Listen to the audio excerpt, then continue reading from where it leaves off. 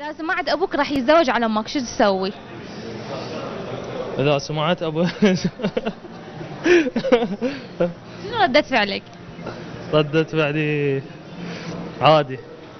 إيه. ما عندك مشكلة؟ ما عندي مشكلة. يعني تقولها لأمك بتحاول تنبه أمك؟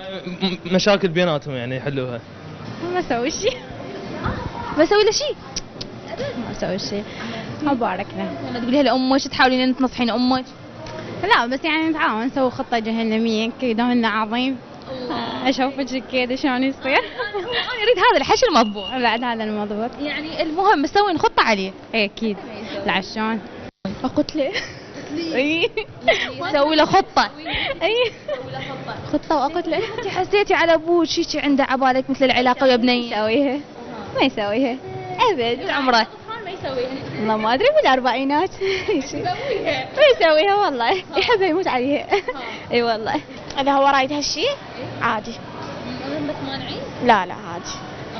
يعني مثلا ما تسوين خطة انت وامك عليه او تروحين تقولين لامك ماما ترى بابا راح يتزوج؟ لا خلي. هو متزوج بدون ما لكفه. والله. اي متزوج. امك تدري؟ شيء اكيد تدري. والله. يعني مسوي نفسها تدري لو تدري؟ لا هي تدري يعني بحكم تقاليدنا تعرفين كل رجال يعني اذا كان يعني قبائليا وعشائريا هاي يعني لازم يثني على المرأة، ولازم اذا كانت المرأة مداريتها او تعبانه او شو اسمه يعني اختلاف بالتفكير، مو مثل هسه التفكير متحضر. قد من متزوج عليها؟ والله تقريبا يعني 3 سنين. ايش قد عمرك؟ كان عمري 20 سنة. من قبل ما تدري انه هو متزوج، لما دريت انه هو دا يتزوج شنو كانت ردة فعلك انت؟ أنا كرهت